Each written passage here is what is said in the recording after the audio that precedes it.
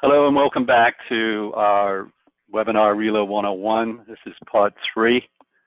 I hope that you and your families continue to be safe and healthy during this time.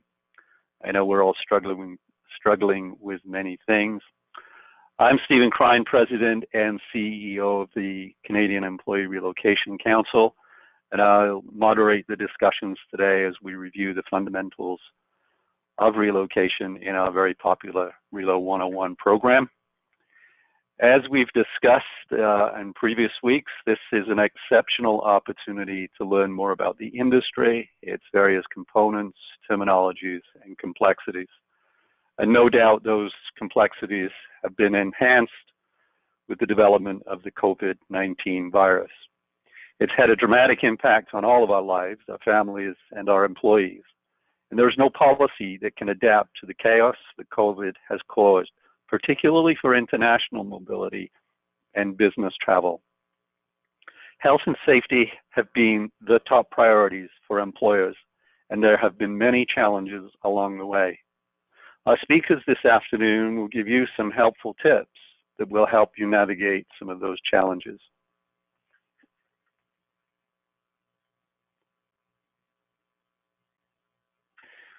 The situation with regards to COVID is changing rapidly, and CERC will do its very best to keep you updated.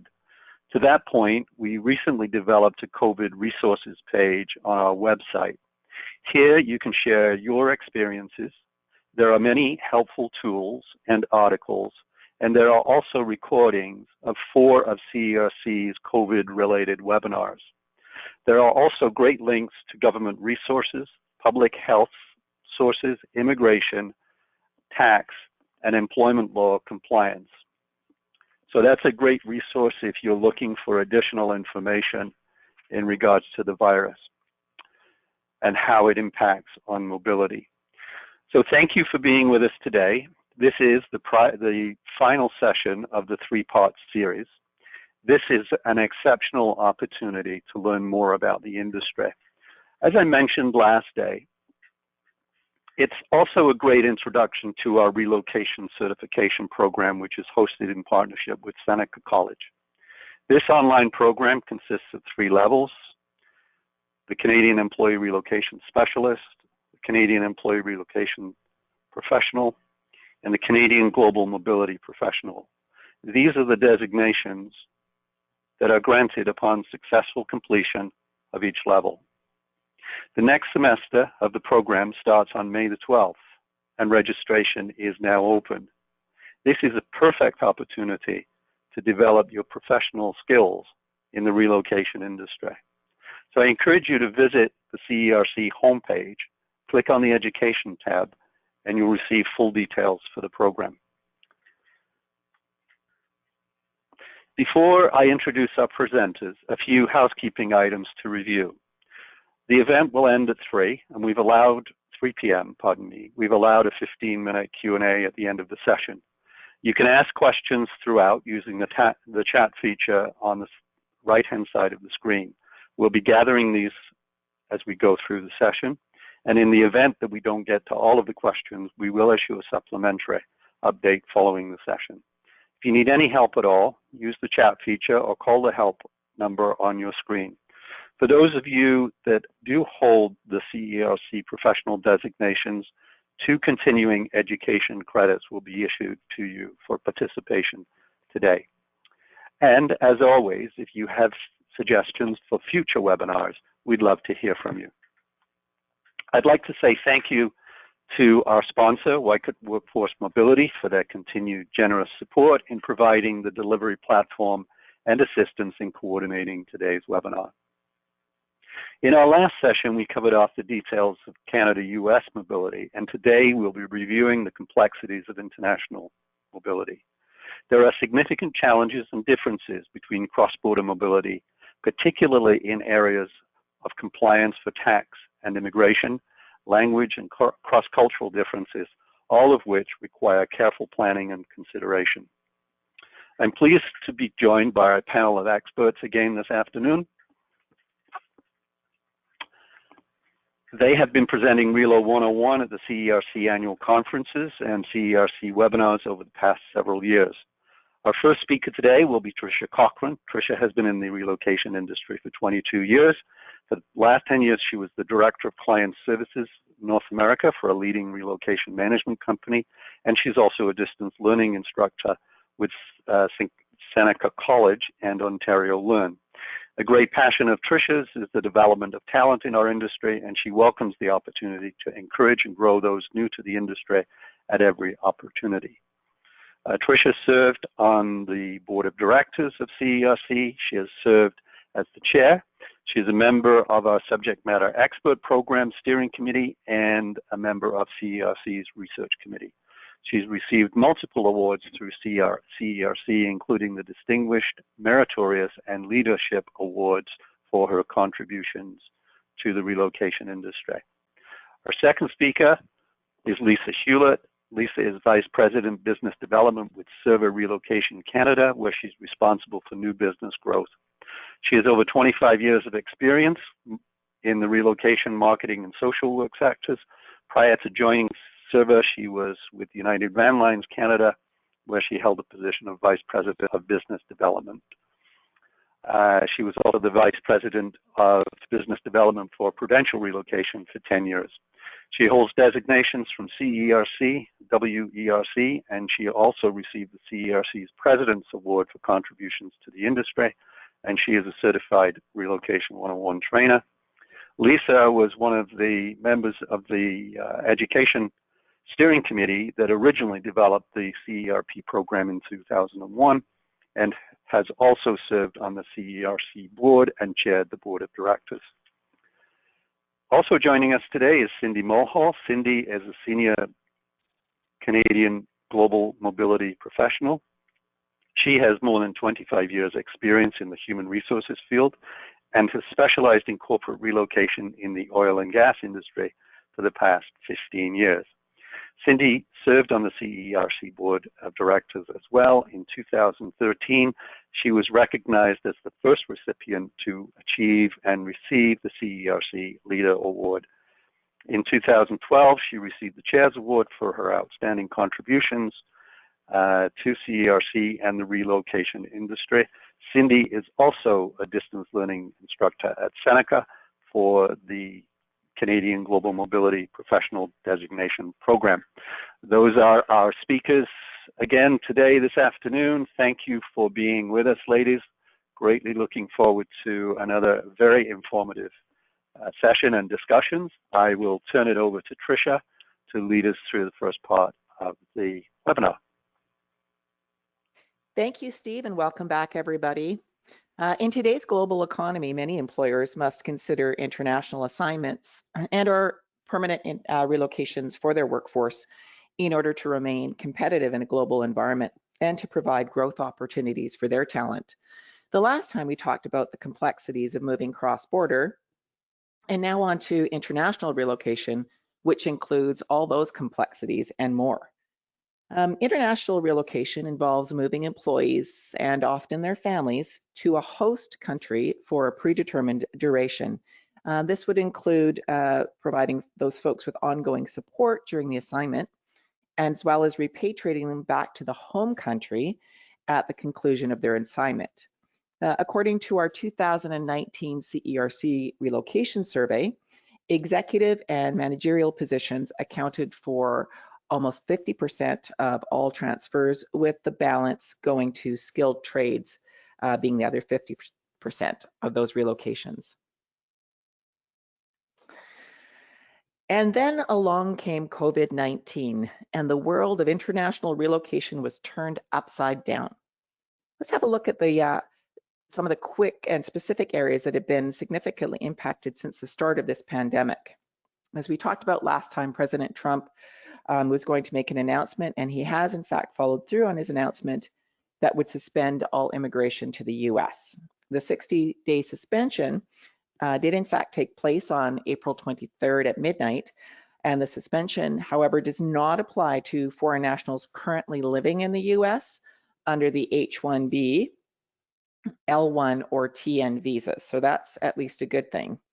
And then on to tax issues. There's several tax issues being generated resulting from the parking, which is associated with those having to stay out on assignment or isolate in place, not be able to come home. I mean, this in itself can be a daunting situation for many individuals, and add on to that issues with immigration and taxes, and you have quite a pandemic in itself.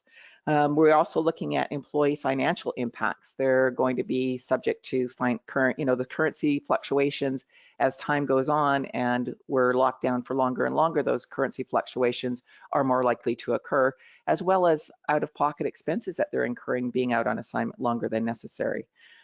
Any access to healthcare and or SOS services. 63% of organizations in the Business Resilience Trends Watch we're talking about that there wasn't enough education of employees going on around travel risks. And the biggest challenge was in ensuring the health and security of their mobile workforce. So those employees, while they're more demanding and have greater expectations in terms of constantly evolving needs, the study actually showed that the travel policies were not keeping up to the changing needs of a modern workforce. Again, COVID-19 comes in and everything turns upside down. So as part of that study, they found that only a third of organizations covered cyber security in their travel policy, and just over a quarter provided specific considerations for female travelers. So what are some of the things that we find organizations doing as interim strategies during this unprecedented time? Thankfully, we have many great minds working in our industry, and it's an industry that is extremely well organized and carefully laid out with systems and processes, while still maintaining its ability to remain responsive to the needs of the people out on assignment. So many have relaxed the exception process. It's not as diligent as it usually is, and it allows for more exceptions to take place during this unprecedented time. There are dedicated crisis teams working within both corporations and within third-party relocation management companies, as well as immigration organizations, and tax organizations, to make sure they can be responsive to the increasing needs that are happening. There's many that are reevaluating any of the approved relocations that had happened prior to the pandemic rolling out, and they're putting those, either slowing them down or putting a pause on the relocation timelines that were initially in place. Many are implementing additional support for their employees to make sure that they're adequately supported, both from a financial and a mental health perspective. And there's also many cost-sharing measures to ensure those employees are staying safe and comfortable. And of course, everybody is increasing their communication processes to ensure that employees have all of the information that they need while they're isolating in place and or staying on those assignments. So for now, let's reflect back on how international assignments work absent a global pandemic. There's many reasons why corporations may venture down the path of sending their employees abroad. Some are simply growing into new areas that their business is likely to grow into and develop. Others have undergone a merger or acquisition that may lead to the need for management and or skilled labor to be transported to the new location. Still others need to relocate their employees due to awarded contract work and the need to have that expertise on the ground in the new location. There's several needs that must be planned for on an international relocation. And in many cases, knowledge transfer has to occur in order for the local nationals to be able to take up and eventually take over the duties of assignees. And it doesn't stop at knowledge transfer. There's going to be times where the corporate culture has to be infused into a new location, and corporations feel that the only way to achieve this is to actually send their folks from the home or corporate office out to the locations. And the types of assignments can be as numerous as the countries that companies are expanding into. So when we talk about policy considerations, when we're developing policies, companies need to consider the types of assignments that they want to be able to offer to their employees. So there's short term, which is less than a year, full or longer term, which is up to 3 years, and then there's extended long term, which is up to 5 years. And when considering an assignment for an employee, we need to determine the purpose, the objective, and the outcomes of that assignment. The type of assignee or the potential candidate is going to depend on the type of assignment and the purposes and or objectives of that assignment. And some of the things that we might consider would be, should it be a single or an accompanied status for the assignment? Is this a career development opportunity for the person being considered for the assignment? Or is this simply a temporary business need that we need to fill? There are budget cost considerations that Sydney is going to talk a little bit more on, and many countries have very specific legislations that need to be considered. For example, you may need to employ a specific number of local employees in order to be able to get a license to operate in a given country. And some companies have repatriation plans in place with ongoing career coaches in the home location, which allows the employee to remain connected and the business to be prepared for their return. What we're seeing is the top 3 challenges to managing permanently relocating employees, as per our 2019 survey, was tax compliance. And as we cross international borders, it becomes increasingly important to maintain that compliance, not only in the home country, but also in the host location. Pre-departure tax consultations with industry experts serve to save much pain in the long run. Family issues are similar to what we discussed last week, yet become amplified as many programs are not consistent as we start to cross international borders. And then you throw another language into the mix that is typically not the family's first language, and things become much more interesting. And reliance upon local on-the-ground support and expertise becomes paramount. For immigration, ensuring that regulatory compliance is absolutely the most important factor when dealing with mobilizing employees globally. Due to complex immigration laws, regulations, and policies that can change very quickly, regulatory compliance is in fact critical. And some organizations have in-house legal counsel, while others will outsource to an immigration provider. Add to that, if things are not compliant, we start to deal with things like business reputation risk and an inability to get more visas approved, financial risk to the company, and of course the risk of persecution for both the employee and their employer.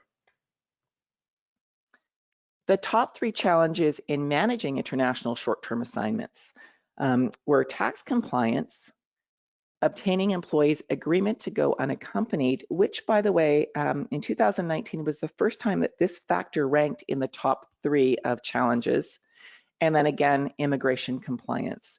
So very challenging times indeed, even when things are working in regular fashion. So now, why do employees decline international relocations? Well, as we talked a little bit about last time, spouses play a key role in decision making, and they may feel as they're losing career development opportunities and or their network connections. If the spouse has to leave their job and is unable to work abroad, there is in fact financial impact to the family due to the loss of the income of that spouse.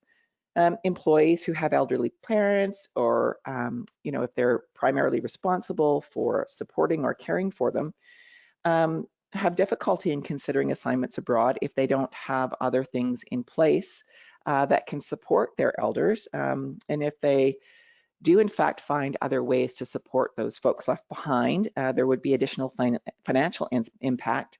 And they must make arrangements to have elder care in their absence.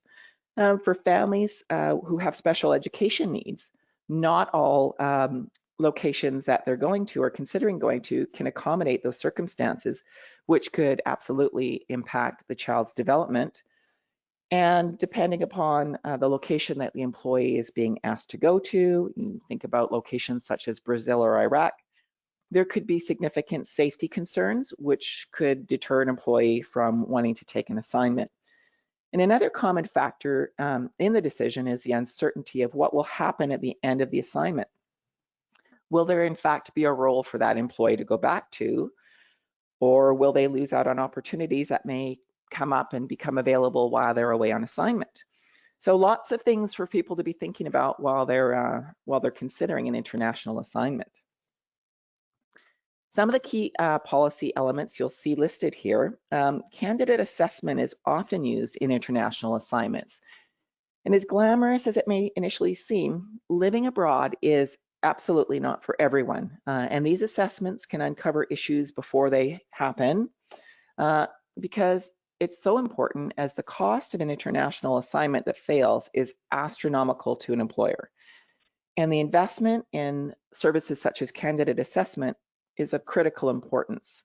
You've got to remember that these folks are often going into cultures that are very different than their own, and that can be particularly wearing not only on the employees, but also on their family members that are accompanying them. Visa and immigration issues can take some time to address. Often, not all of the family members are born in the same country. Occasional marriages take place offshore. This results in even longer processing times. Sometimes people forget to mention that there's been that one little time that they got caught with a joint in their car and they didn't report that, and that raises its ugly little head, and that needs to be dealt with. Always best to deal with such things up front. Things such as pension and benefits need to be addressed when an employee leaves a country in order to ensure that employees are not adversely affected due to their absence from the country. And then there's things such as preview trips. I mean, now that much more of this is being done virtually, but it's still people, if they're considering an international assignment, they often want to have the ability to actually go there and experience a location before they do a final commitment. So let's talk a little bit now about what the structure of assignments might look like.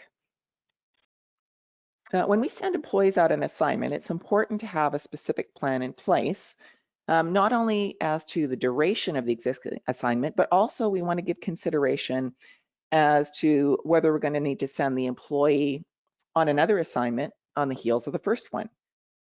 If the intent is to bring the employee back, there have to be repatriation provisions put in place. And then also what will happen to the employee when they do return to their home country. Let's bear in mind that they may have been gone for several years, and the job that they've left behind will in all likelihood be filled with someone else. So what we're going to do now is just briefly make sure that there's a clear understanding of assignment letters covering all of the pertinent details involved in the employee's international assignment. Lisa's going to give you a high-level overview of some of the tax considerations, and she's going to address some of the unique challenges associated with international moving. Lisa, handing over to you. Thank you, Tricia. I think we need to go back 2 slides, Laura, if that's possible. My section starts on tax considerations. Perfect. Thank you. Well, welcome back, folks. It's nice to have you here again today, and I hope everyone is safe and healthy. I get to talk to you about the exciting world of tax considerations on regarding international relocations. So why do companies offer tax reimbursement when they send employees on temporary assignments overseas? There are a few main reasons. Number one, to ensure employees do not have to pay more taxes due to the assignment. 2, to allow global mobility of their employees when the needs arise.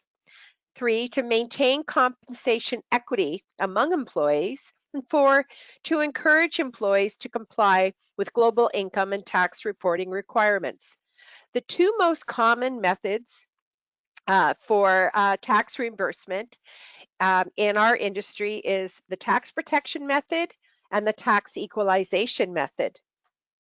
The tax protection method is a process that reimburses an assignee the excess taxes he or she incurs while on an international assignment.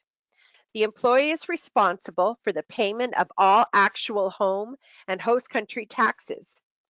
The annual tax protection calculation then compares the stay-at-home hypothetical tax to the actual worldwide taxes paid by the employee.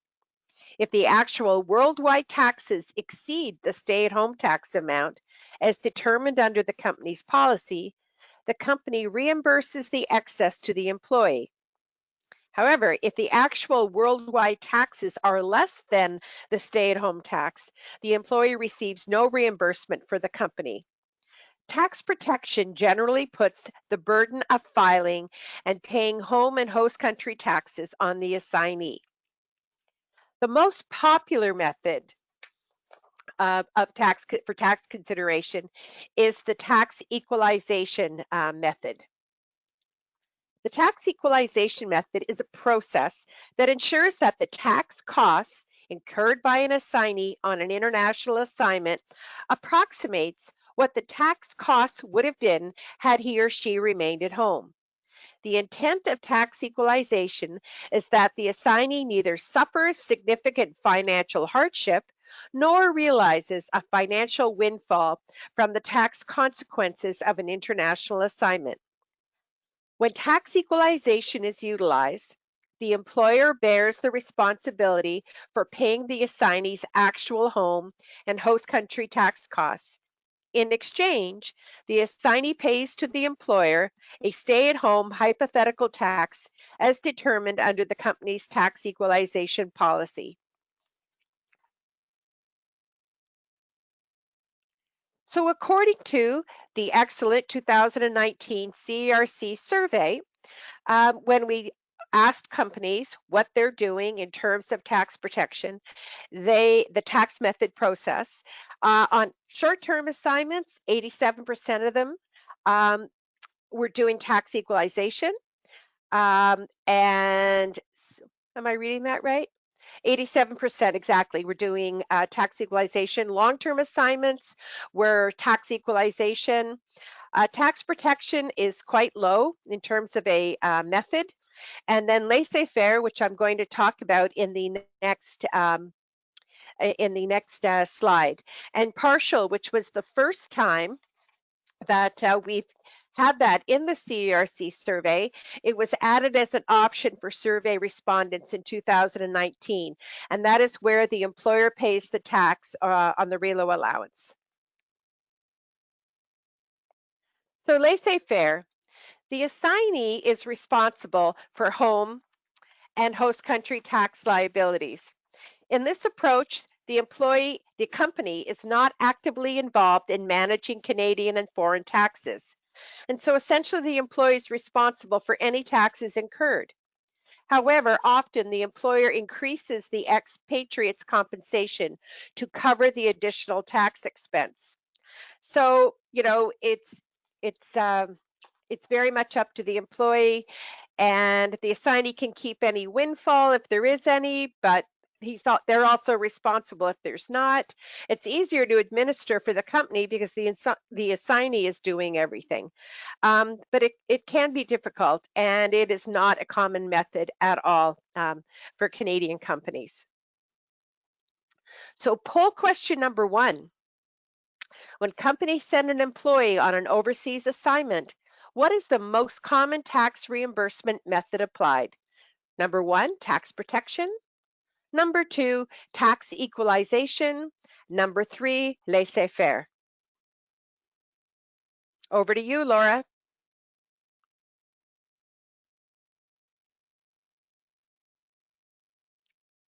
Okay, I have launched the poll.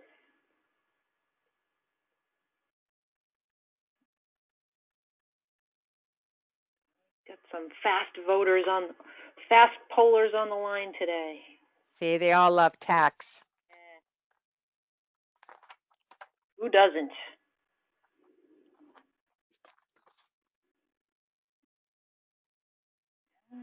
Okay, we'll give it a few more seconds, so get your responses in.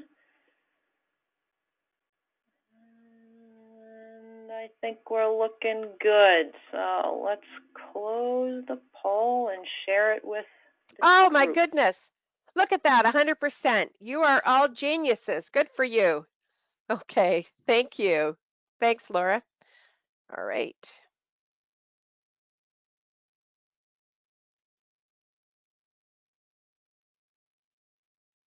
And Laura, if you would take me to the next slide, please. Thank you. So now we're going to switch to the discussion on international household goods.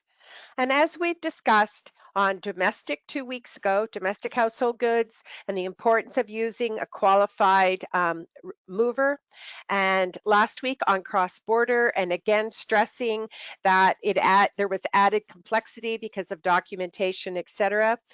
Certainly for international relocation, the impact of COVID-19 on household goods, as Trish discussed earlier, just on international relocation and on international household goods, has been drastic and very impactful.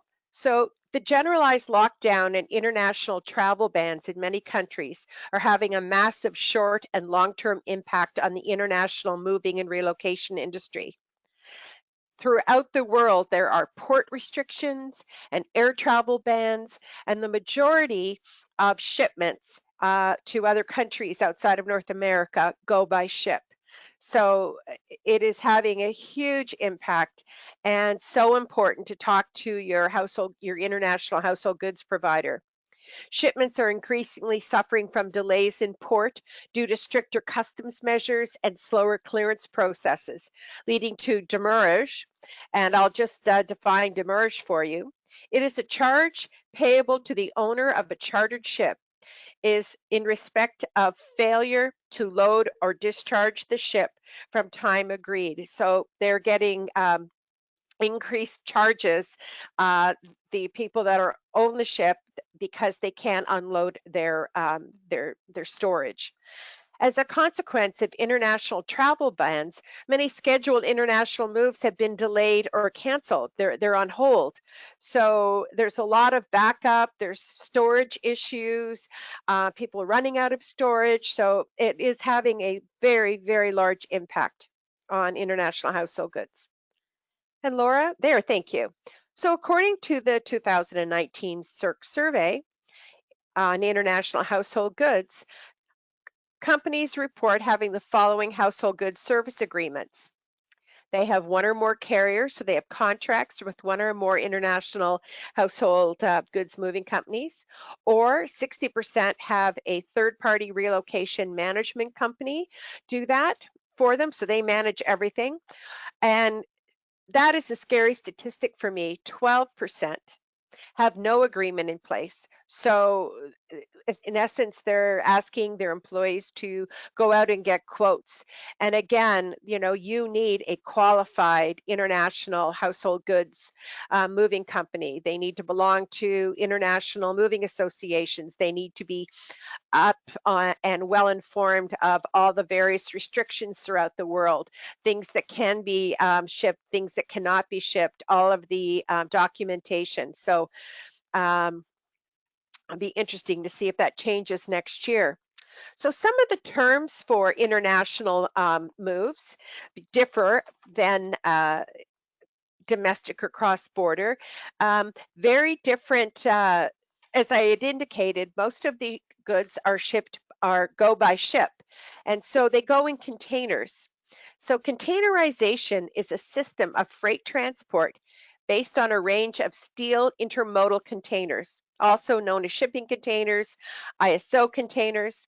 The containers are built to standardized dimensions and can be loaded and unloaded, stacked, transported efficiently over long distances, and transferred from one mode of transport to another, like container ships go to the rail, semi-trailer trucks, etc., without being opened. LCL means less than container load, and quite often is used for consolidated shipments. When goods shipped by a carrier, normally a steamship, are placed into a common container with other cargo or loose into the holds of the vessel. And then there's less than carload also. You'll see LCL also for rail transport. Air freight containers. While major airlines use containers that are custom designed for their aircraft and associated ground handling equipment, known as the IATA, has created a set of standard aluminum container sizes up to 11.52 meters in volume. So quite often, on an international assignment, people are leaving their major like household at home quite often, or they put things in storage, and they're going to ship some things by ship, but they may need some immediate things when they get there, and that would go by air freight. Sometimes you might be moving someone who is single and they don't have as much goods as a family of 4 or 6. So they may share a container with another shipment, and you'll see share containment services. Okay. So some of the challenges, in addition to what I just spoke about for COVID-19, there are just difficult countries in 2020 throughout the world. Regardless of COVID-19, there are just countries that are difficult for shipment, Brazil being one of them. As an example, just customs, what they have to go through to get goods released into Brazil. So now with COVID-19, of course, that has exponentially become more difficult. Quite often in some places, 100% of every shipment is inspected and is quarantined.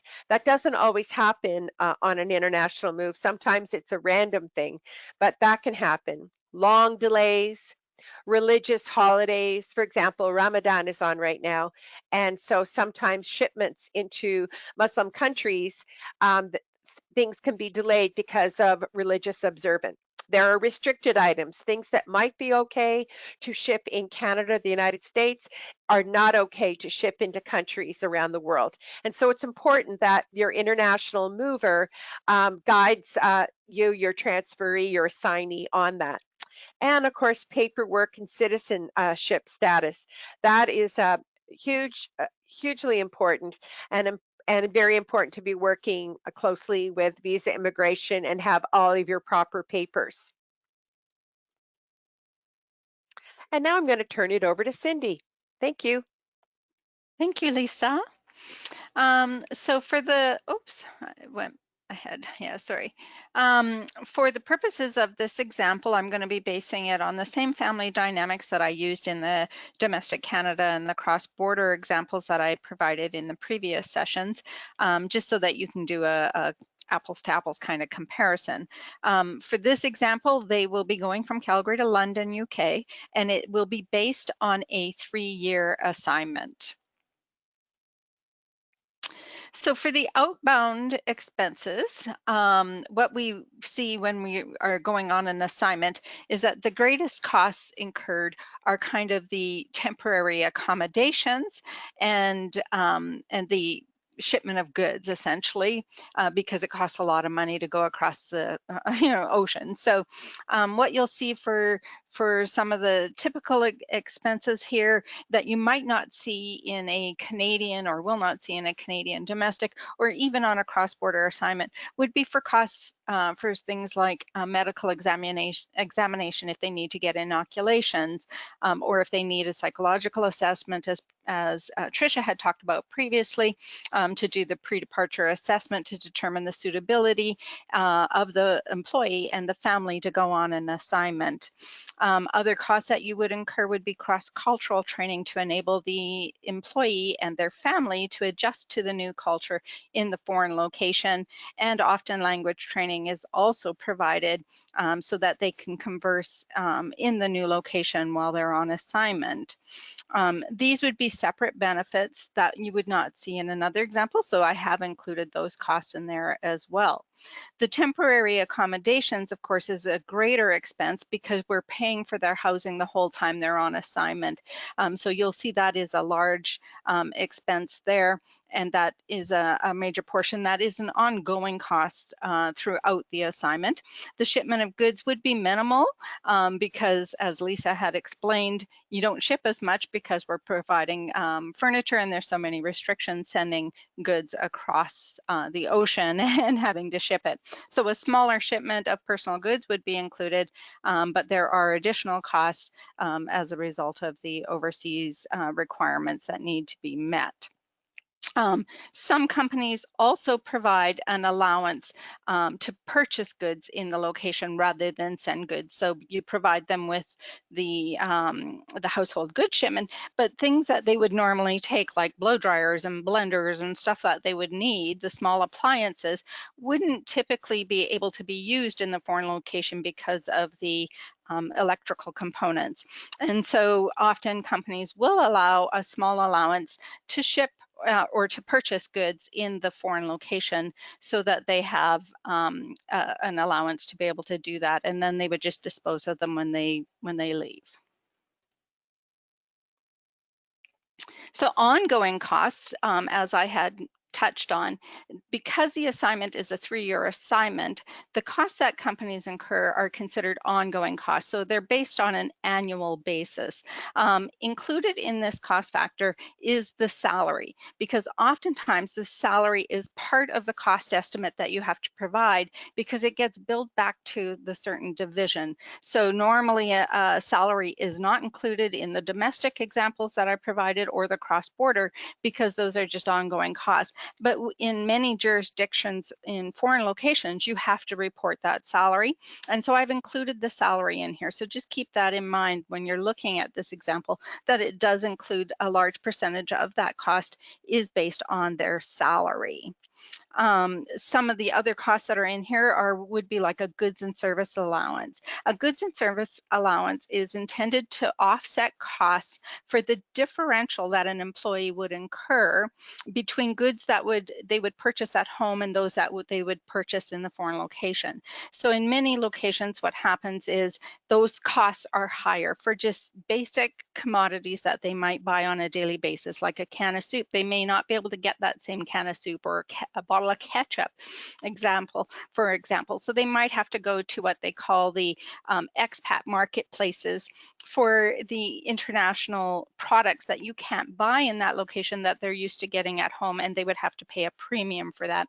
So the goods and services allowance is provided by companies to offset that differential of what that cost would have been at home compared to what that cost for those same products would be in the foreign location.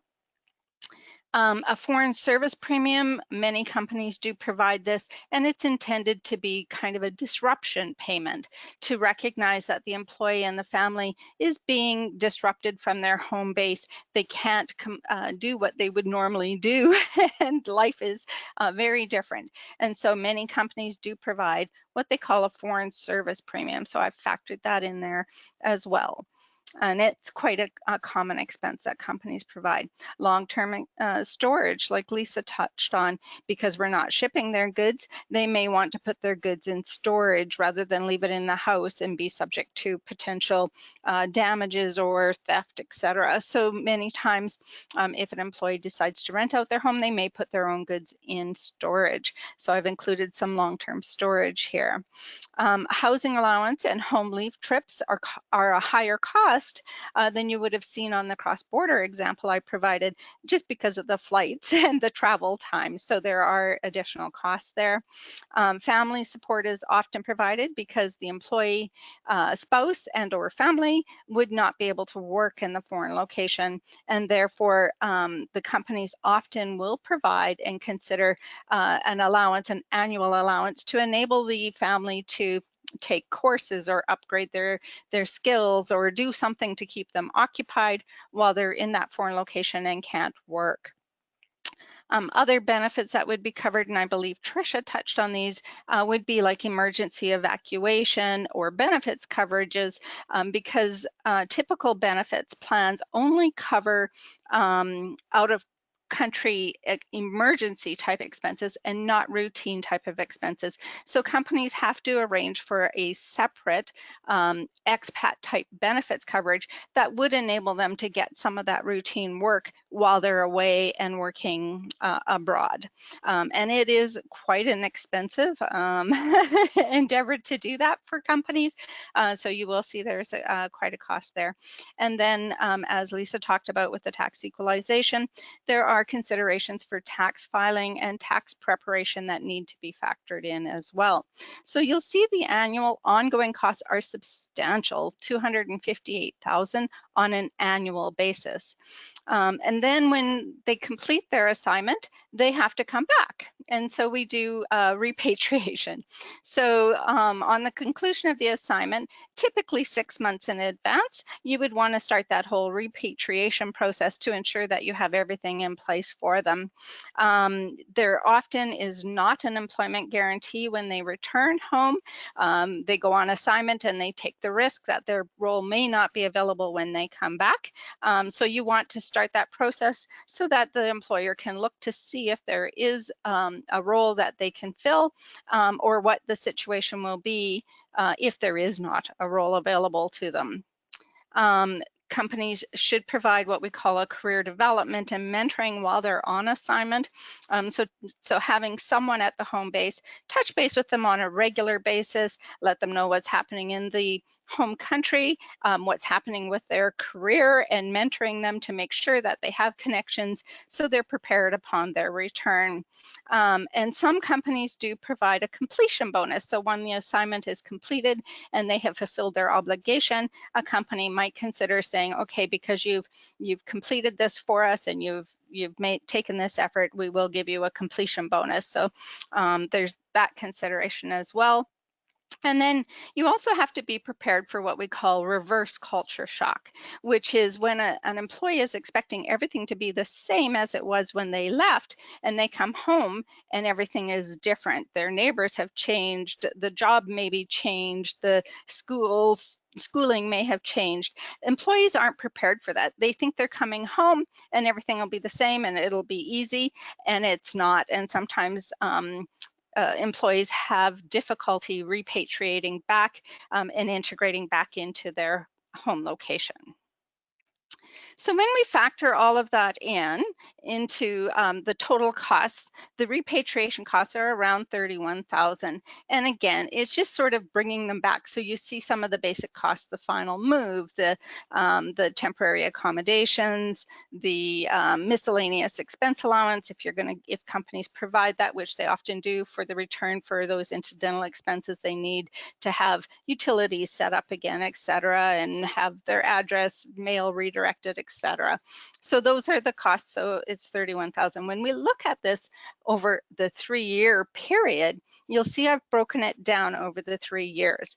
So the departure outbound expenses were $52,000. The annual ongoing, keep in mind that includes the salary, and then the repatriation at the end. When you look at that, a total 3-year assignment to a company is $857,000, but that does not include the tax gross up. Because many of the expenses are taxable in the foreign location and do have a taxable component, the company has to gross that cost up, and that is a very costly undertaking for the company. In the cross-border assignment example that I had given you in the last session, if you remove the annual salary and don't include that in, the total cost is about $800,000, which is more than double the cost, and that's including the tax gross up. So you want to make sure that you have a really good program in place to have a successful repatriation to retain that employee upon completion, because you don't want to lose all that skill and that knowledge that they attained while on an overseas assignment, and the investment that you have made, because it is a huge undertaking for a company to do as international assignment. So that takes us to our next poll question. So in this poll question, the question is, why is a goods and services allowance provided to employees on an international assignment? Is it 1, to offset differential of cost between home and host location; 2, to recognize the employee and the family have been disrupted and are living and working in a foreign location; or 3, to assist the family to settle into the host location? So Laura, if you could please launch that for us. Thank you. We'll just give you a minute. Here we go.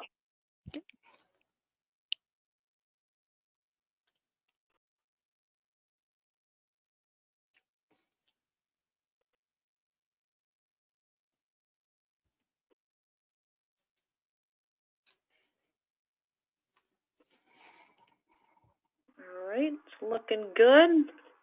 Got about 60% of our audience voting now, so we'll give it a little bit longer.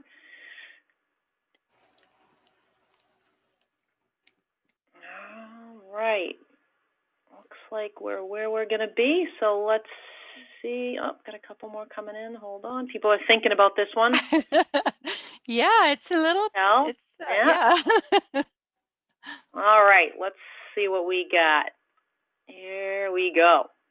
Okay. Good. The answer is number one. So the assignment is, or the goods and services paid on an assignment is often maintain them. The difference, it's the difference between the home location and the host location for the cost of goods.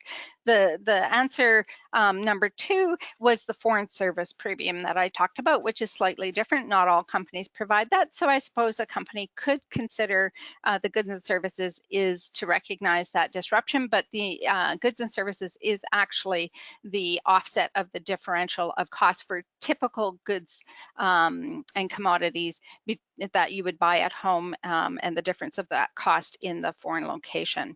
So now I'm going to turn it over to Steve to complete the wrap up and the question period. Thank you very much. Another great session. Well done. Just remind folks that if you do have questions, use the chat feature on the right-hand side of the screen, and we'll take those up over the next few minutes. Just a couple of observations, and Cindy, great. Thank you for highlighting the importance of the repatriation program, and we've seen that in 2019, fewer organizations, just 38%, report that they have a formal repatriation program in place for their international assignments, and that's down from 67% in 2019.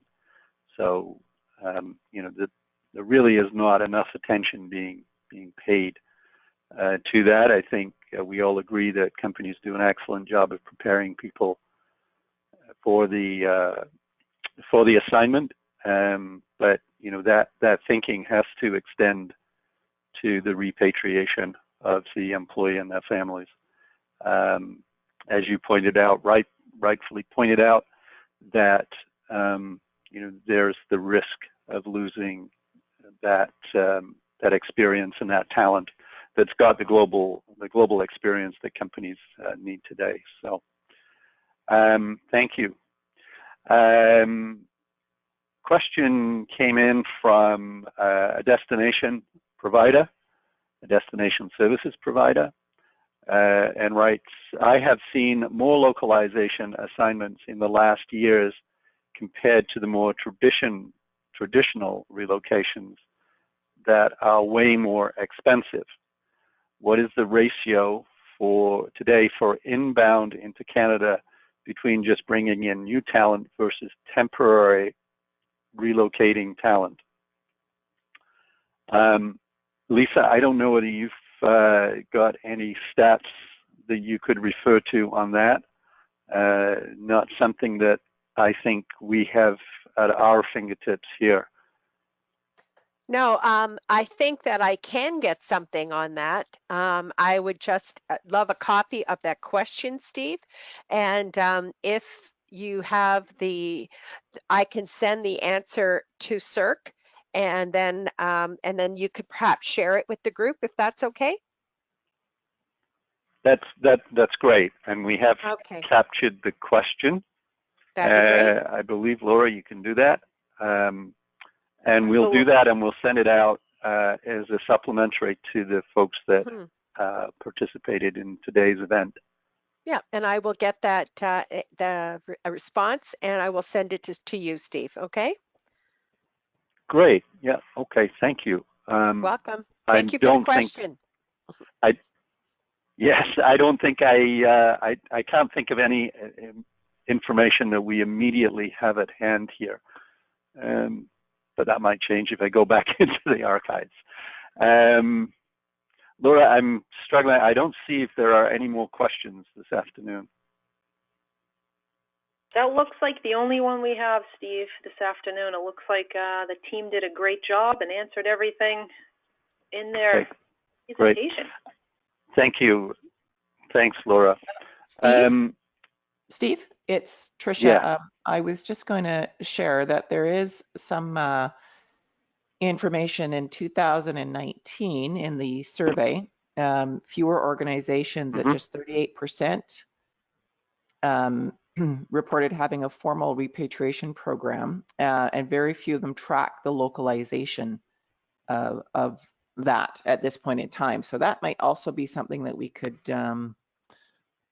go to the government for, to see if they're tracking those kind of statistics, in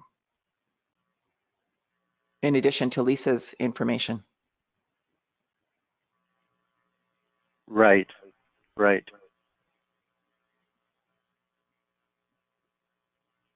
Good suggestion. Just to reinforce that, Cindy was also talking about the tax, and she made a note of the tax trees. There's some very good information on the CERC COVID page. The OECD issued a paper a couple of weeks ago about the analysis of tax treaties and COVID and how countries are responding to and putting in place measures to assist with managing tax implications during the COVID crisis. I think Tricia referred to some of those at the beginning of the presentation this afternoon when she was talking about tax issues resulting from parking or work from home status. One of the questions is how flexible governments are going to be in recognizing the principles of some of those treaties, so that's a good resource for people that want to check into that. Okay, if there are any closing comments from the panelists this afternoon.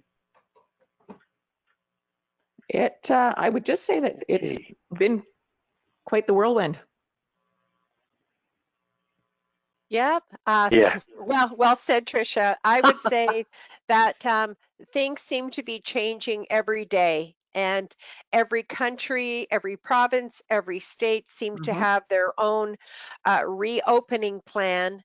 And I think it's really important to talk to your providers, talk to the experts, and just follow closely, because things are changing on a daily basis. Thanks so much. I agree. Some of the things that I've been seeing is that we had to bring a lot of our expats home as a result of this. So we're seeing increased costs that we've never considered or even factored in before due to COVID.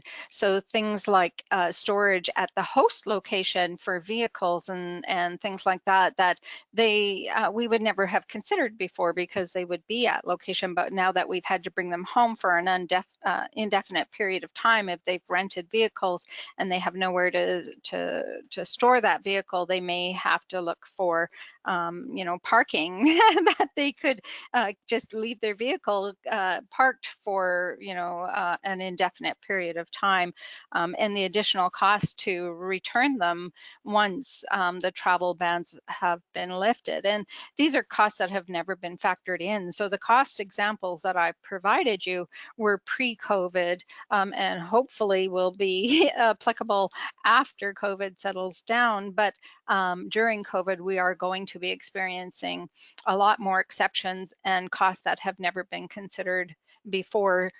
For example, bringing our folks home from Spain, we had to put them into quarantine. So we had to provide temporary housing at home when we brought them back as well, until they could rejoin their families, because they needed to be quarantined for 14 days. So those are things that are impacting the industry right now. Yeah, and good advice, about following things and staying in touch with your providers, because there's a lot of innovative solutions being created out there.